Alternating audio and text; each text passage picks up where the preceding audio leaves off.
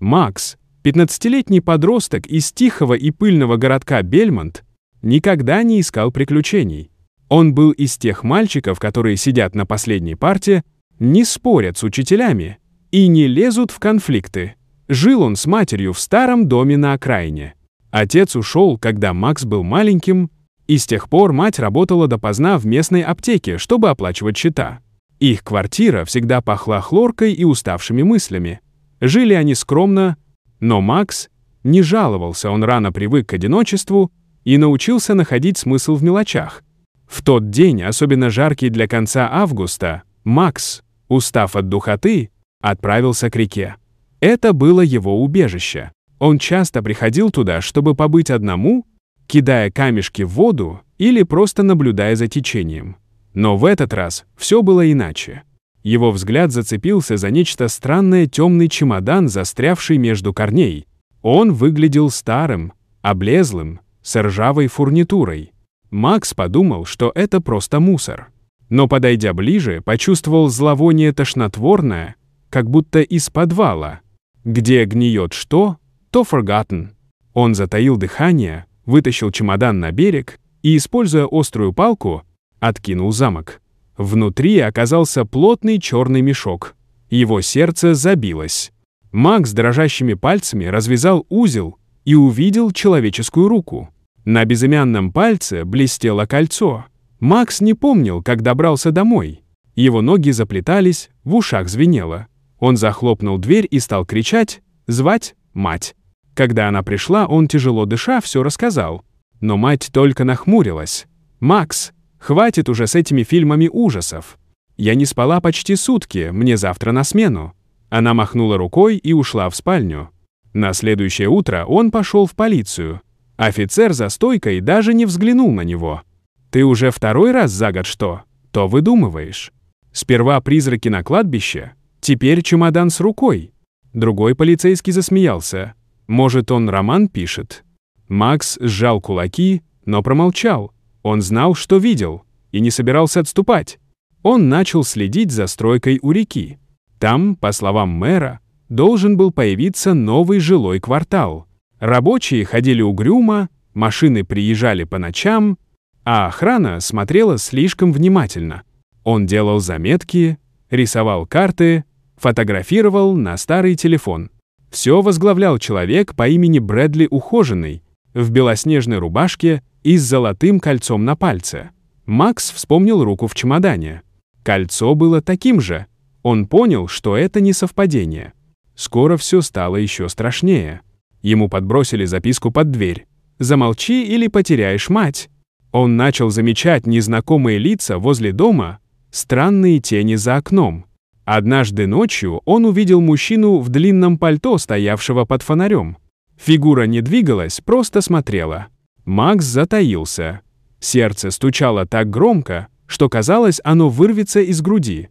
Однажды его избили возле стройки кто, то из охраны. Он пришел домой с ссадинами, синяками, рубашка порвана.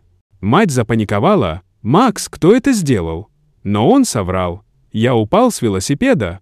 Она пыталась прижать лед к его лицу, а он думал лишь о том, что все это уже стало не игрой, не любопытством, а борьбой за выживание.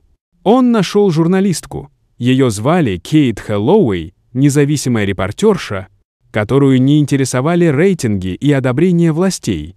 Ее материалы публиковались на небольшом, но принципиальном новостном сайте, известном тем, что не боялся касаться табуированных тем.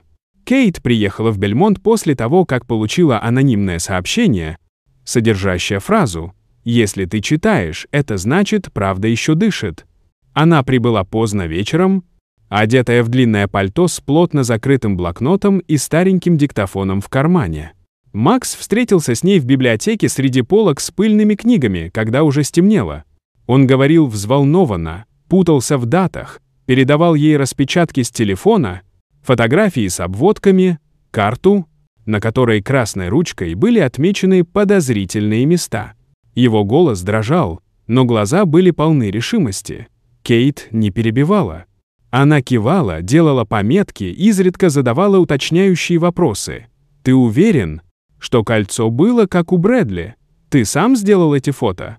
Где именно ты нашел чемодан?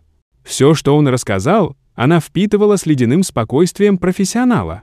После встречи она не уехала в отель. Кейт сразу отправилась к реке, осмотрела берег, сфотографировала корни, нашла старые следы в грязи. Позже на стройплощадке ей удалось сделать снимки через щель в заборе между штабелями. Стройматериалов была вмятая земля, как будто недавно вскопанная. Через день после бессонной ночи и множества звонков статья вышла в независимом издании. Заголовок гласил «Мальчик и чемодан. Преступление, которое пытались скрыть». Это вызвало резонанс. На стройку прибыла команда следователей. Под землей за временным забором нашли тела. В одном из чемоданов была человеческая рука с тем самым кольцом. Все, что говорил Макс, подтвердилось. Брэдли был арестован. Его подельники тоже. Заместитель мэра подал в отставку. Полиция, смеявшаяся над Максом, теперь отворачивала глаза. Один из офицеров, тот самый, что смеялся, шепнул: «Прости, парень, ты был прав». Макс стоял на трибуне в мэрии, в зале, полном камер. Его руки дрожали, но голос был полон уверенности. «Я не герой. Я просто хотел, чтобы меня услышали. Я ребенок, но даже дети могут видеть правду. И иногда именно дети единственные, кто ее не боится». В библиотеке Бельмонта открыли уголок Макса. Там его тетрадь, записи, газетные вырезки. Он снова пошел в школу. Никто больше не называл его выдумщиком. Он стал символом того, что даже один голос может изменить все. Однако эта история не закончилась. Последствия событий в Бельмонте становились все более ощутимыми. Город, который долго жил в тени преступности и равнодушия, вдруг встрепенулся. Жители начали объединяться, обсуждая проблемы своего города, организовывая встречи и делая шаги навстречу изменению. Макс получил множество писем от людей, которые узнали о нем через статью Кейт и хотели поделиться своими историями. Он понимал, что это всего лишь начало чего, то большего, чем просто личная борьба. Выборы в местный совет стали местом, где жители могли выразить свои мнения и пожелания. Благодаря Максу и его смелости Бельмонт начинает меняться. В городе начали происходить муниципальные выборы, на которые жители шли с фотографиями Макса и плакатами, призывающими к порядку и справедливости. Макс даже выступал на некоторых из собраниях, делясь своей историей и побуждая других говорить громче. Он нашел в себе новый смысл, понимая, что его голос стал не просто криком юного подростка, а важной частью перемен в сообществе. Городу нужны были перемены, и Макс был готов сделать все, чтобы помочь. Он работал с другими активистами, помогая организовывать мероприятия, на которых жители могли свободно обсуждать свои страхи и надежды. Проект «Безопасный Бельмонт» начал привлекать молодежь города, а Макс стал своего рода лидером среди сверстников, который мог вдохновить других. Они проводили встречи в библиотеках, парках и даже в старой школе Макса, размышляя о том, как улучшить свою общину. Несмотря на множество позитивных изменений, за городом по-прежнему оставались темные облака. Брэдли и его подельники были арестованы, но оставшиеся в системе преступники все еще скрывались в тени. Макс и его друзья знали, что работа еще не закончена. Им нужно было выяснить также и личные связи людей, связанных с преступлением.